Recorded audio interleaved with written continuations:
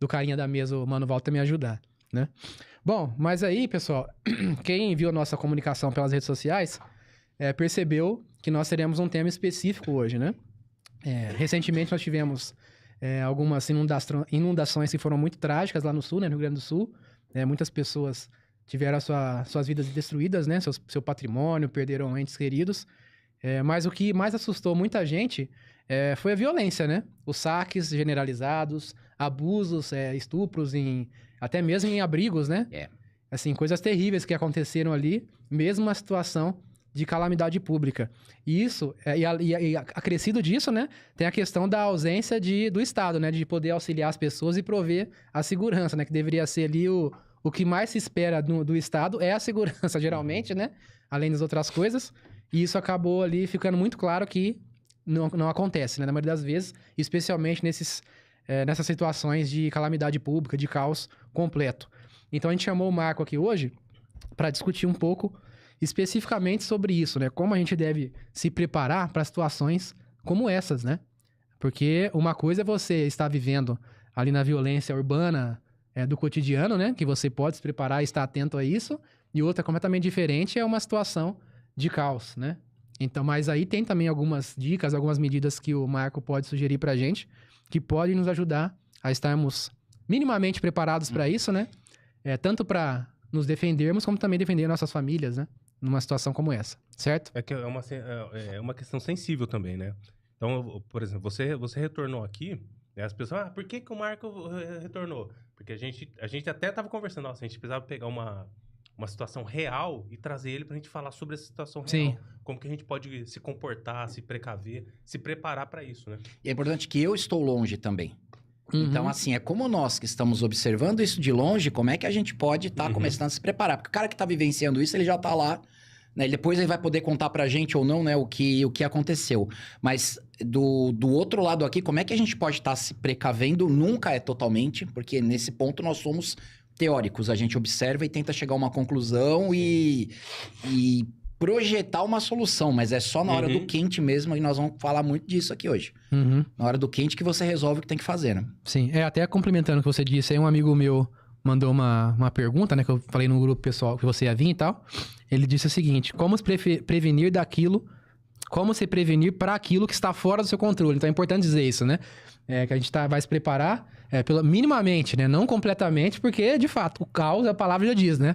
É uma situação complicada, né? Não tem como você estar 100% preparado. Mas aquele que não está nada preparado está em maus lençóis, né? Tem gente que nem percebe o caos, né? Exatamente. Pois é. Bom, fora da questão... Muitas vezes a gente pode pensar na questão climática, de desastres naturais, né? Como foi o caso da inundação.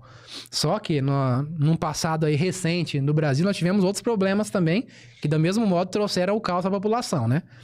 Um pouco mais recente foi a questão da greve das polícias, né? Se nós voltarmos um pouco mais no tempo, lá em 2000... No Espírito Santo, a greve das polícias. Isso, no Espírito Santo. Acho que teve outros estados também, não teve? Mas no Espírito Santo foi bem pesado, porque eles se aquartelaram, a população ficou realmente... Sim. Foi 100% da polícia. E eles levaram as famílias para os quartéis e se aquartelaram, foi bem pesado, porque aí nem a família deles corria perigo. Então, realmente, não havia a polícia ostensiva para cuidar da cidade, né? Acho que teve outros lugares também, mas não foi assim, 100%, né? Acho que teve no Rio, teve na Bahia uma época também. Entre outras coisas, né? Teve a questão do salve geral do crime, né? Tivemos apagões, né? Por muito tempo, né? Que foi um que você mencionou pra gente há pouco aqui. Então, assim... não é só questão de desastre natural, né? Às vezes a pessoa pode pensar assim, tô morando aqui num lugar que não tem tanto isso, né? Não tem furacão, não tem essas coisas, não tem terremoto, então eu tô mais tranquilo. Só que não, né? Principalmente quando a questão da segurança é algo que, teoricamente, você depende do Estado, né? A maioria das pessoas pensam assim. Quando o caos acontece, filho, aí já viu, né? Aí você vê pra que o Estado serve, né? Exatamente. A gente tem que pensar muito... É difícil porque é Brasil, né? Que nem aqui o Café Amargo é mais focado no pessoal de Ribeirão. Aqui Ribeirão não vai encher de água. Não vai. Nós temos aqui o Rio Pardo, que tá longe pra diabo. Aqui pode ter enchente local. Encher um bairro, aí você vai pro outro. Mas não que nem lá no sul, que as cidades foram apagadas, né? Mas aqui a gente tem muito risco de apagão, porque nós estamos bem afastados.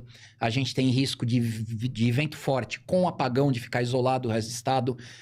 Caos social sempre, banditismo, greves, isso aí sempre, sempre, né? E vocês esqueceram de citar 2 tragédias que aconteceram há 2 anos que ocorreram juntas. Foram 2. Que foi a pandemia e o lockdown, eu separo. Ah, sim. Pandemia, ok. Aconteceu, o vírus veio. Aí teve o lockdown, que foram...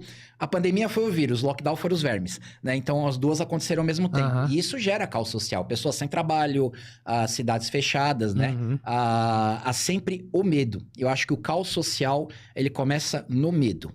A pessoa começa a sentir medo, começa o caos. É o primeiro ponto. Então, o estar preparado é respirar e olhar o que está acontecendo. É o primeiro passo.